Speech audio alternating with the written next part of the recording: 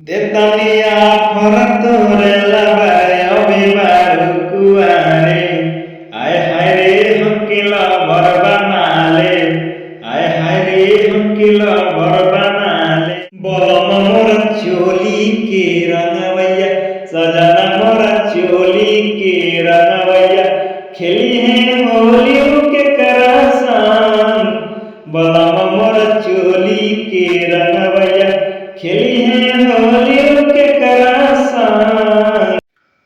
तो हेलो दोस्तों, आपका स्वागत है हमारे YouTube channel writer Mahesh Prajapati में। दोस्तों आज हम इस वीडियो में दो सॉन्ग लेकर आए हैं, जो एक रंगदारी सॉन्ग है और एक होली सॉन्ग है। जो रंगदारी सॉन्ग है वो गोलू राजा और शिल्पी राज के सॉन्ग से रे बिहारी ट्रैक पर है, और जो होली सॉन्ग है वो बिल्कुल न्यू ट्रैक पर है। दोस्तों दोनों गाने का प्राइस मात्र 500 रुपये है।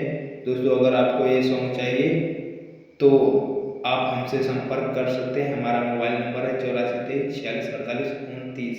तो चलिए मुखड़ा सुनते हैं।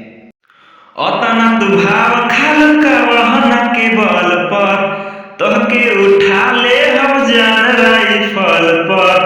एहो अतना दुभाव खाल का वहन के बल पर तोहके उठा ले हम जान राइफल पर।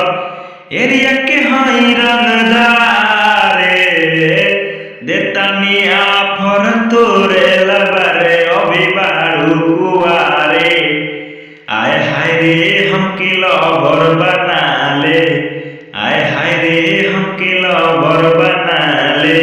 दोस्तों तो चलिए अब दूसरा मुखड़ा सुनते हैं।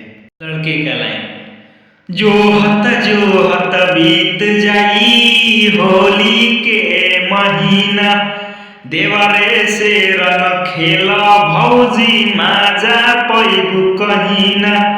अरे जो हत बीत जाई होली के महीना देवरे से रंग खेला भौजी माजा पैबू कहीना।